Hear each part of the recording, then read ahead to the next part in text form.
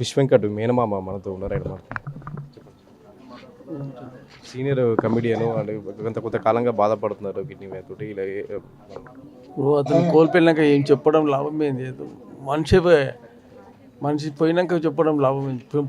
పోకముందు చెప్పడమే కొద్దిగా లాభం ఉంటుంది. ఇప్పుడు పోయినాక చెప్పడం మనకు ఏం చెప్పలేదండి. మంచి వ్యక్తిని కోల్పోయినాం మేము. ఎలా ఉండేది అనుబంధం? మాతో ఫ్రీగా ఉంటుండండి. మేనమామని నాతో భయం కూడా ఉంటుండే. మంచిగా ఈ బయట విషయాలన్నీ మాతో చెప్తుండే కూడా. ఎటువంటి తాగకుండానే నాతో మాట్లాడుతుండే. తాగడం అంటే నాతో భయం ఉండే. ఫ్రీగా ఉంటుండే. అంటే ఎటు పోయినా కానీ నాతో మామ అనుకుంటూ మాట్లాడుకుంటాం. 20 ఏళ్ళుగా ఇండస్ట్రీలో ఉన్నారు. ఆయన ఇండస్ట్రీలో అంటే మంచి క్యారెక్టర్ ఆర్టిస్ట్, కమెడియన్, యాక్టివ్గా ఉన్న వ్యక్తి. ఒకసారి యాక్టివ్ ఉన్న వ్యక్తి కరెక్టే.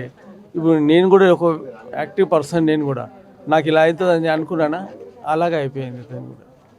ఇండస్ట్రీ నుంచి మంచి పలుకుబడి ఉన్నది అతనికి. సాయం కొంతమంది నటులు సాయం చేశారు. ఇప్పుడు ఇండస్ట్రీలో వాళ్ళు అనుకున్నారు కదా, కమిటీ వాళ్ళు మాట్లాడుకున్నారా లేదా అది మాకు తెలియదు. వాళ్ళు మాట్లాడుకుంటే దానికి వాళ్ళు సహాయం చేయొచ్చు.